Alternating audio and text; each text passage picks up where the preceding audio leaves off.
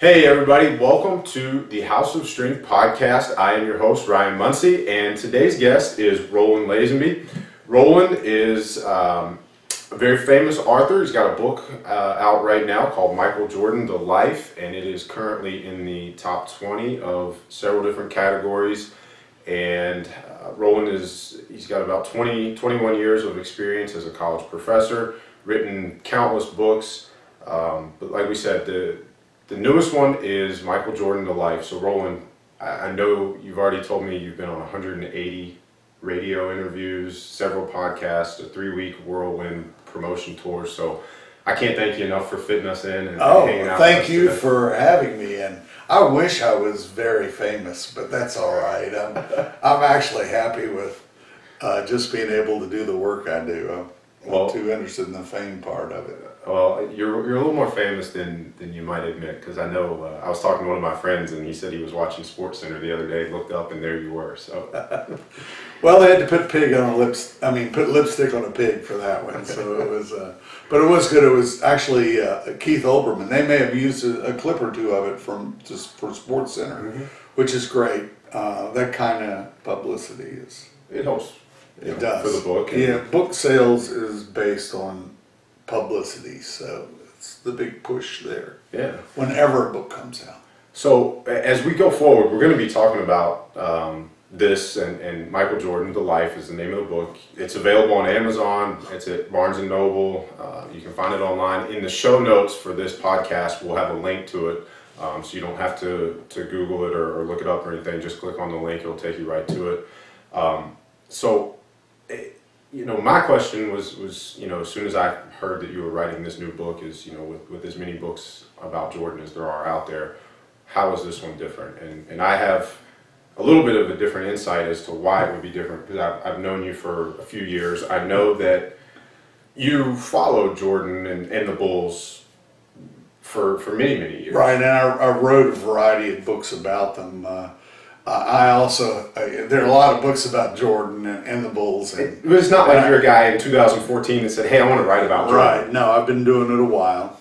I've been writing about basketball since 1982. And when did you start following Jordan and the Bulls? I got hired by the Chicago Tribune to write the Bulls' '93 championship book. Before that, I was doing book projects for 5 years with the Detroit Pistons. Okay. And so I traveled with them throughout all their battles with Jordan when he was a younger, skinnier Jordan. And they were extremely physical with him. Their idea of defending him was to put him on the floor. Right. They did. He was absolutely fearless against them. It was a war. And so I also did projects for the Celtics for 5 years. Jordan against Bird and those guys was always a huge treat. And I also did projects for the Lakers. And Magic Johnson was Michael Jordan's childhood or adolescent hero. Right. Jordan had a vanity license plate, Magic Mike. And when he went to the University of North Carolina, he wanted everyone to call him Magic Mike. And Dean Smith called him in and said, why in the world would you want to be named Magic? We already have a Magic. What's your name? And Jordan said, my name's Michael. And Dean Smith said, well, just be Michael then. That is really funny. And so a lot of looking at Jordan through the eyes of other teams. And then after I did that first book with the Chicago Tribune in '93, I got hired by the Tribune book division to do the team's history, and then I did a series of books with and later about the Bulls. Okay. So, I mean, your insights and knowledge of Jordan and the life, I mean, you truly have some perspective that not many people are going to be able to offer. Right, and the whole story hadn't been told. The reason I wanted to do this, and I did the same thing, I did a book on Jerry West for ESPN in 2010. And I built it from his family background forward so that you could understand him. And with Jordan, his great-grandfather was born in 1891 and died when Michael was 14. And so I built this story from a deep family perspective, and it changes a lot of the context for how we understand what we know about him. It gives the reader a lot of insight as to kind of where that competitive fire came from, and why he, for lack of a better word, maybe had a chip on his shoulder and was so doggedly just persistent about success, and the famous story of being cut from the high school team and kind of where all that Very inner well, strength. very well said. Yes, all of that. Okay. And you know, there is a lot said and thought about his being cut from his high school team, but what very few people knew is that Michael, you know, youth sports can be utterly cruel. Yes. He was the Little League Player of the Year in North Carolina as a 12-year-old. I picked that up from your book, and then what happened the very next year when they a little bit farther bases, and I salivated when I saw this because he couldn't get off the bench. He couldn't play. I knew we were going to talk about Jordan and lifting weights and how strength training can benefit even the most, you know, even somebody like Michael Jordan. But right. It was interesting to see that he was the MVP of the state of North Carolina. He won a 2-week scholarship to the Mickey Owen baseball camp. He threw 2 no-hitters, took his team within an eyelash of the Little League World Series. In the elimination game, he had a 240-foot home run, batted 4 times the entire next season. Plus, he played Babe Ruth for 3 years and never even made the local all-star team. And all of that was because I think I remember reading that he couldn't even make the throw from short to first. Right. No, he had a very difficult time. And he played some catcher. He could only deliver the ball on the bounce to the second baseman for the steal. But, you know, it was a difficult time. And Michael's father loved baseball. That was all he cared about. His father already disapproved of him. And so he sort of went into basketball in something of a desperate mode. Okay. And he was the best player in the 9th grade team, but he was only 5'7". They had 8 senior guards on the varsity. And so he did not make the varsity. He had a friend who was a sophomore, nowhere near the player Michael was. But this guy was 6'6", and so the coaches took him. The friend who was taller didn't play at all on the varsity either. And so the sum total of it was Michael wasn't even among the top 500 high school players in America as a junior. And that meant that he was an unknown, sort of a mythical, this guy comes out of nowhere, right? You know, and it really created a mystique for him in a lot of ways. Wow. So for the people listening who may have high school athletes as children, or for the high school athletes who are listening, just because you're not listed as a Rivals top 100 recruit as a sophomore or junior doesn't mean you should give up. The amazing thing is that the core of the 3 of the greatest Chicago Bulls teams from 96 to 98 that won 3 straight championships, Michael Jordan, Scottie Pippen, Dennis Rodman. Dennis Rodman was 5'8" and did not even play high school basketball. He grew to almost 6'7" while in jail.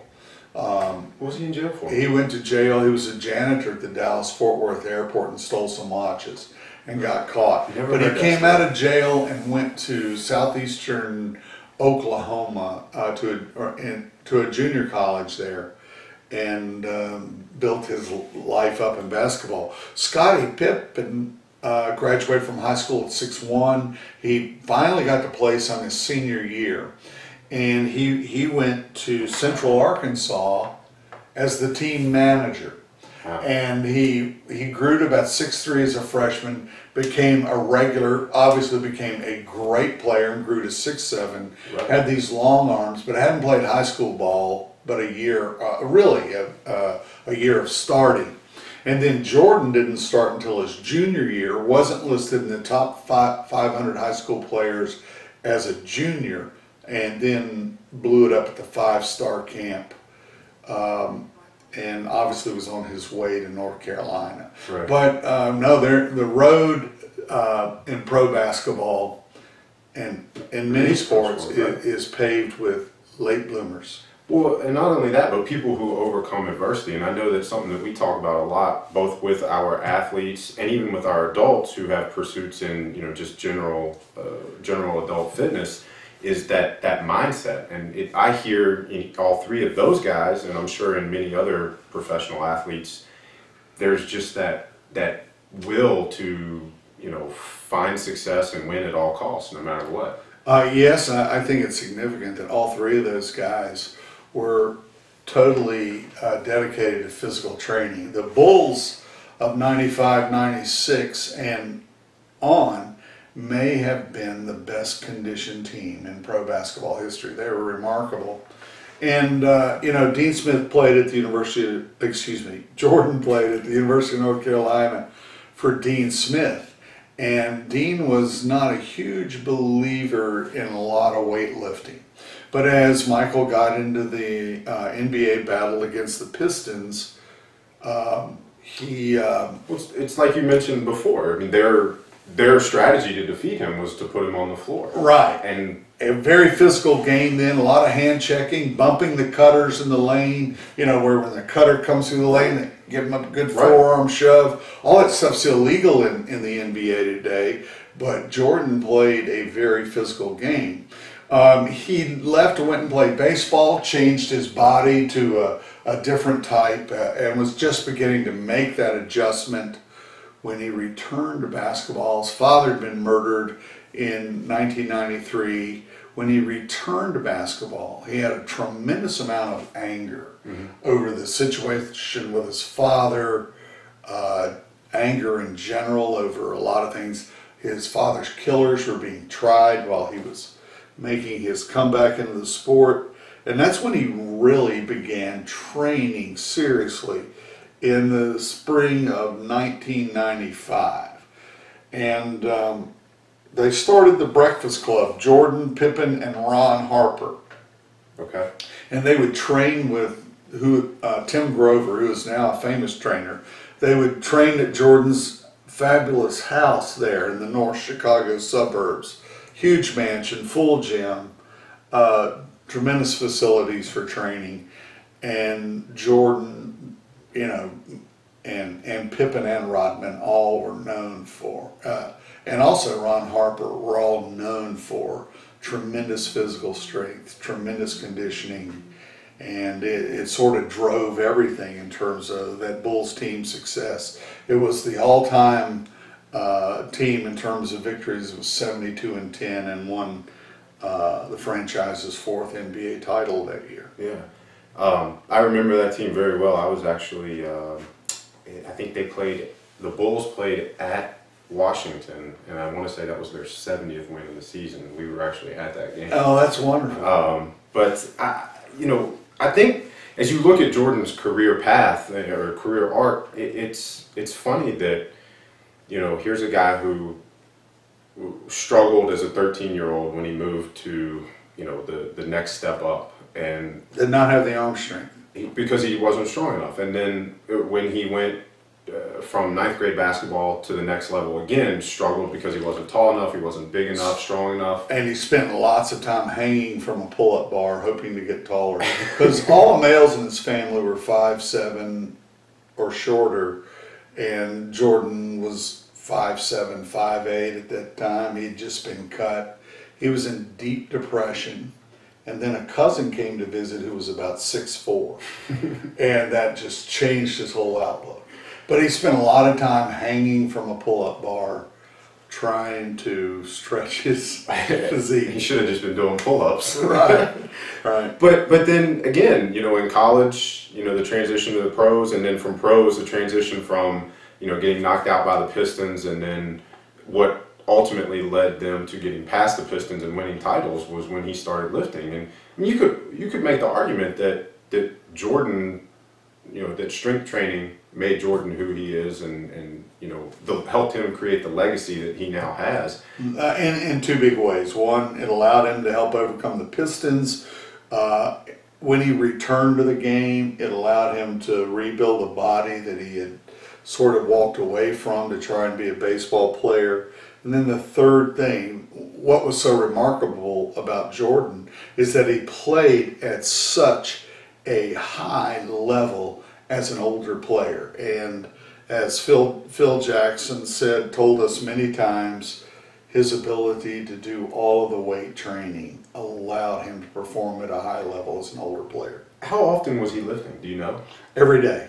Every day. They went at it, and it was every morning. They had the breakfast club. Even if they had a game that night. Yeah, right.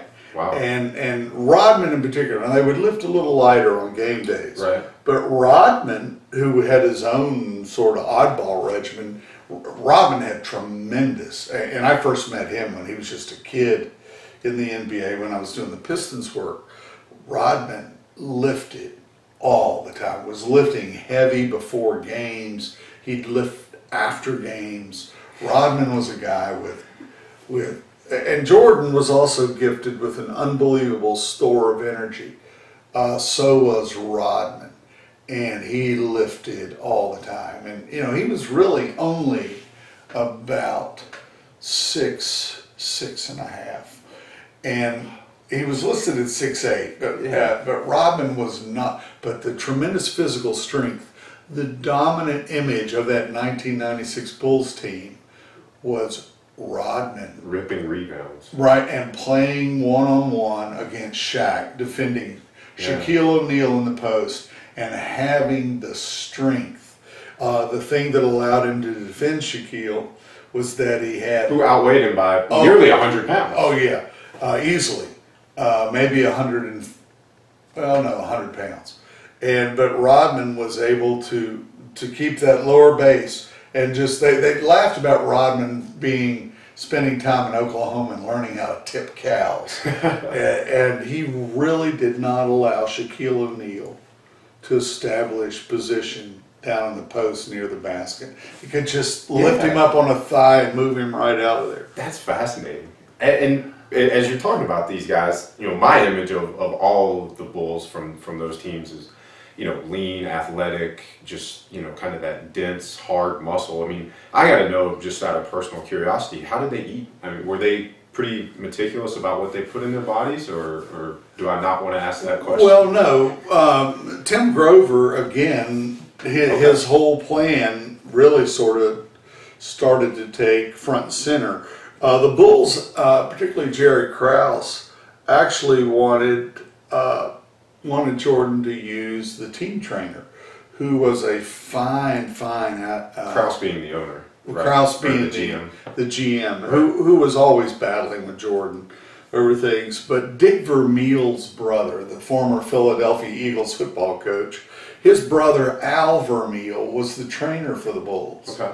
And an outstanding strength and conditioning guy.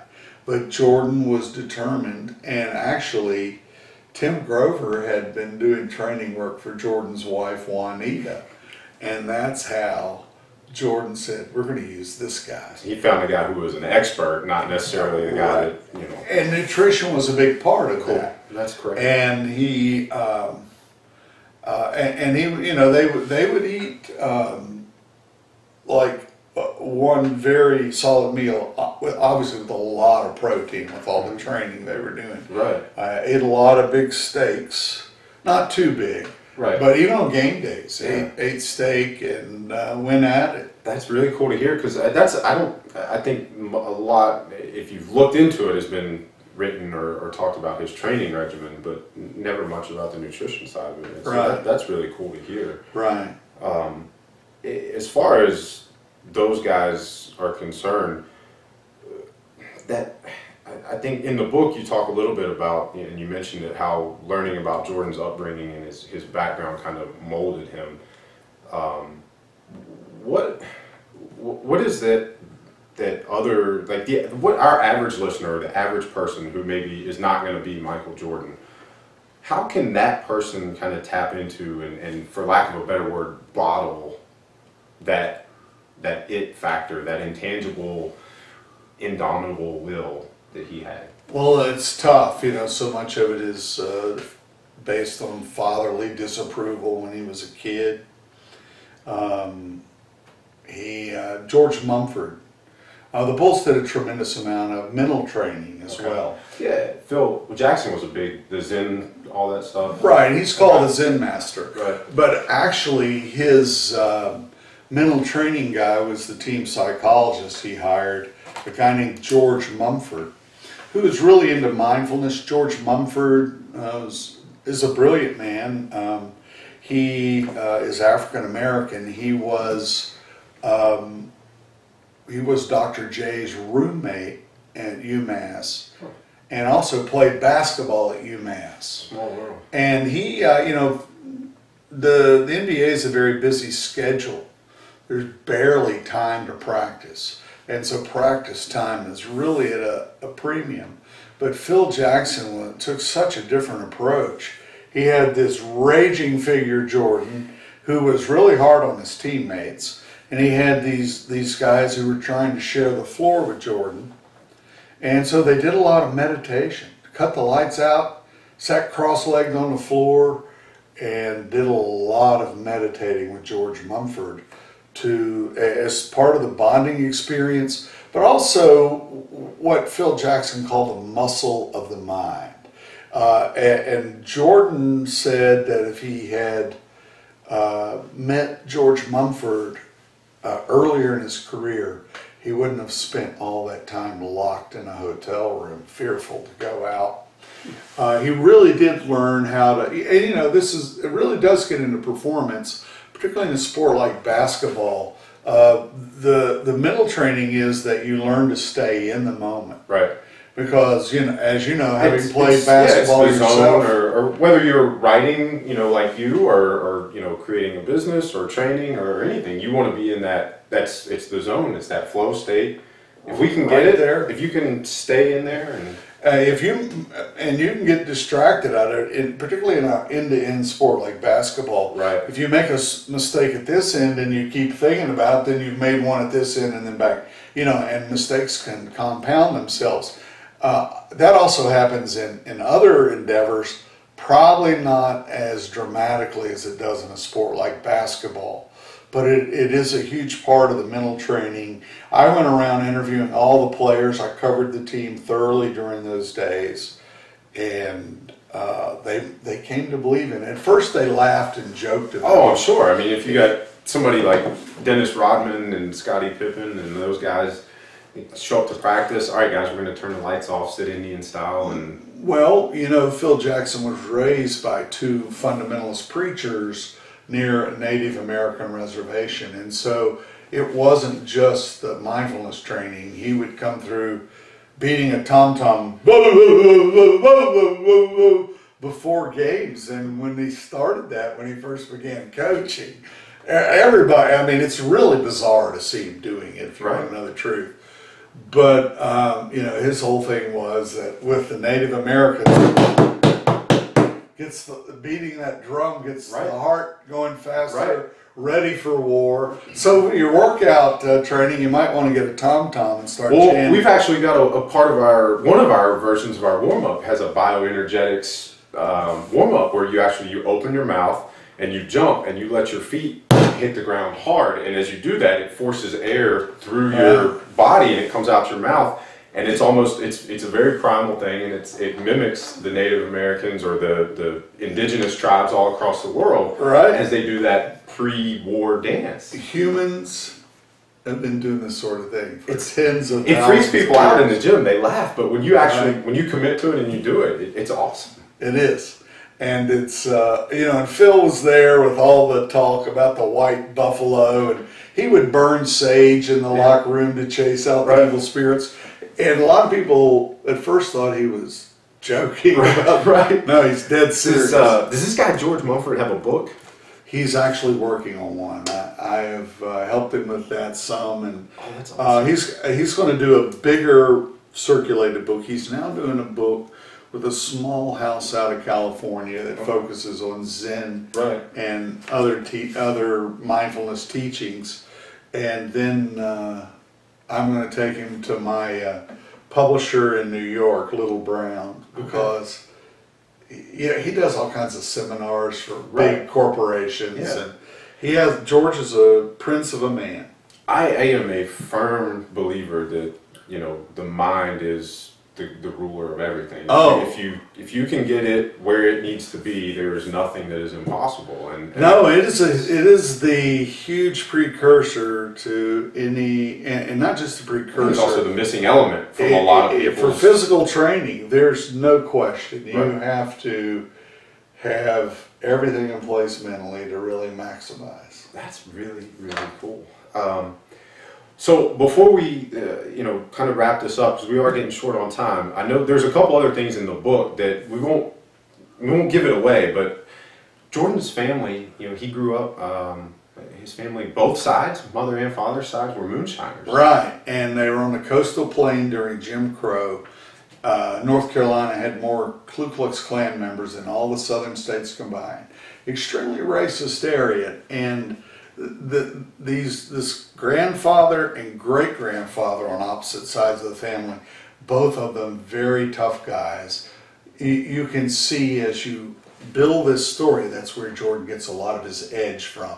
And he definitely, George Mumford talking about, the first time he encountered Jordan in a team practice, Jordan was 32 and coming back to the game in spring of 95. Okay. George Mumford watched him dominate a couple of practices. I mean, just off the chart. Right. Just cowed everybody. Yeah. And at such a level, Mumford thought he was maybe bipolar or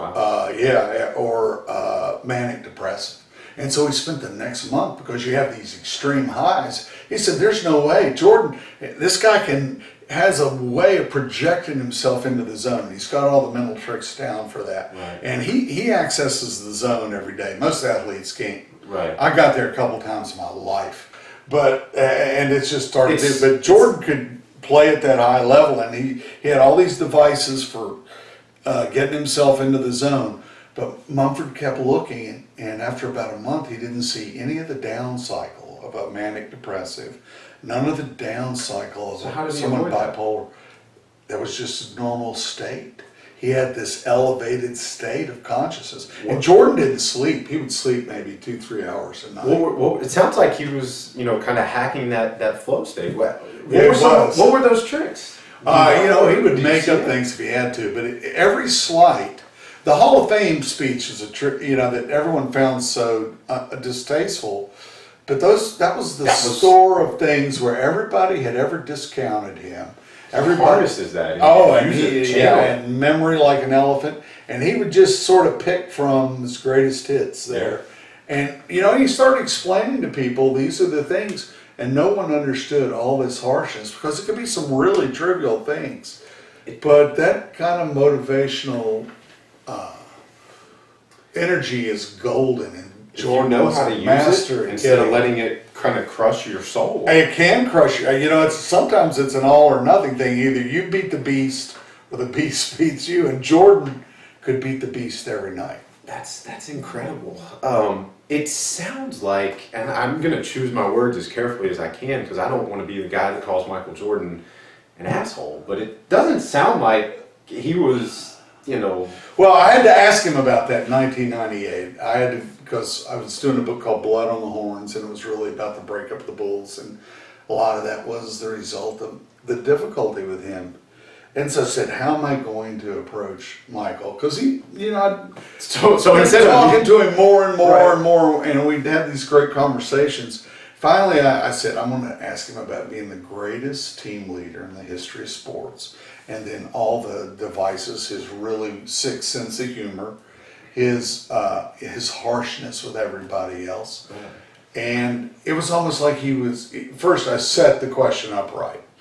And it was like he was eager to talk about it. He said, yeah, I can be very hard. But I'm not hard with just the purpose of being hard. I'm hard because he expects that high level, not only of himself, but of everyone else. And the more pressure he put on himself to reach it, the more it allowed him to pressure other people. Right. It was very complex in that regard. But his teammates told me, said, yeah, maybe he doesn't enjoy doing it. But Yeah, he does too. There's a mean side to him, you know. Right. He's just a really tough guy. Yeah. Right out of the moonshining era. That's fascinating. The other thing that's really fascinating in the book is that originally, when the Air Jordans came out and Nike was courting Michael, he wanted to go with Adidas. Right. He Nike's stock was about $2 a share. He, of course, drove it. They gave him a deal that no one had ever had.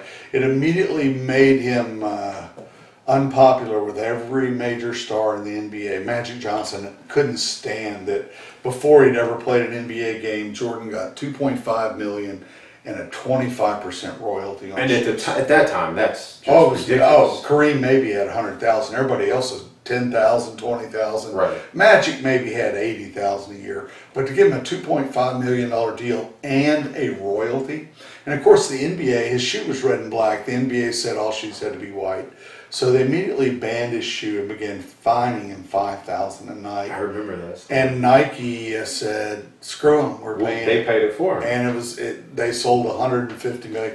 Jordan made more money, just torrents of money, and all the clothing and all this other stuff. He had his own clothing lines, and you know, this guy's never recovered. Magic Johnson, Isaiah Thomas, they'd been busting their tails in the NBA, and here was this kid. They paved the way, and he was the one that got to walk Yeah, in the gate. as Jordan told me in 2008, we sat down for about 30 minutes. He said, you know, timing is everything. That's very true. That was his way of acknowledging, you know, that not only did he work very hard, he was very, very lucky.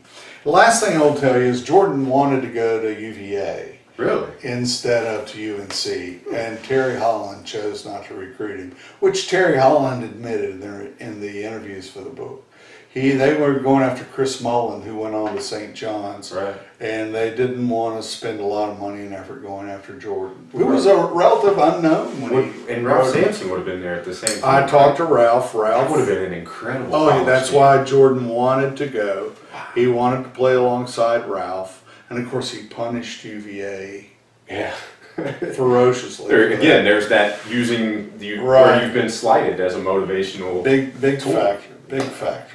That's incredible. So, all right, this book, Michael Jordan: The Life, is fascinating. It's incredible. Do yourself a favor, pick up a copy, and you're going to hear more stories like what Roland has already told us today. Things that you've never heard, Jordan the way you've never seen him before. We're going to have a link, like I said before, in the show notes where you can get a copy of the book. Go to Barnes & Noble. Don't buy it from Amazon. All right. Amazon is trying to squeeze out my publisher, Little Brown and Hachette. It's a big war. We'll make sure that the links Yeah, go to Barnes Barnes & & Noble. Noble. So, and if you guys want to follow Roland, his Facebook is full. It's overloaded. So like I told you, you're famous. You can't be friends with him on Facebook. Follow him on Twitter. You're overloaded with 5,000 friends on Facebook, so it's More than I have. Right. So at Lazenby, Lazenby on Twitter, right? right. Yeah. Okay. And that's unlimited. So Okay. it's a lot of fun there. All the people who want to All kinds of cool information Right. all day long. Roland's got his finger on the pulse on all things NBA, Jordan, all that stuff. So that's a great follow for you guys. So Roland, the question that we ask everybody before we let them go, 2 tips. One is going to be kind of on topic. What's the number one piece of advice that you could give our listeners? And then the second part of that is off topic, just in life in general, another tip. Yeah, I say the best tip for life in general, and this is what I've taught in college, I call it the best minds principle. What that means is you want to identify the best minds in your field. You can start your own blog for free and start interviewing all the best minds you can find. Make them your colleagues. That's going to drive whatever field you're in. You're going to get to know these amazing people, be able to exchange conversations and ideas with them. It's a powerful thing. And the other question was? On topic, the things that we discussed, maybe it was the mindfulness or training or anything there that you feel like is the most important thing for people to hear and apply? Well, I like studying and writing about extremely competitive personalities. We can't all be like that, but it is fun to look at how those immensely competitive people look at the world and how they approach it. And I think that's a worthwhile study, whether it's Jordan or Jerry West or Tiger Woods or any of these people. And so I tend not only to write biographies about them, but to learn about I'm sure intensely competitive people. You're able to kind of take some things that they do in their lives, apply them to yours, and it enhances your life in turn. And I'm in a competitive field. Yeah, you're a competitive guy, I know. Well, don't tell anybody any differently. But most fields today are extremely competitive, and so I think that doesn't mean you have to be rude or ugly or unkind, but you do have to figure out how to be as good as you can be. Yeah, life is the original competitive sport. Yes, it is. So, well, that's it, everybody. Thank you so much for listening, Roland. I can't thank you enough for coming on. Thank you, Ryan. It was This great. a blast. Really enjoyed it. And make sure you check out houseofstrengthgym.com. We're going to have all the show notes, the video from this blog, or podcast, on the blog, as well as any resources and links to get Roland's book and to get some more information from the stuff that we talked about today. So that's it. We'll see you next time.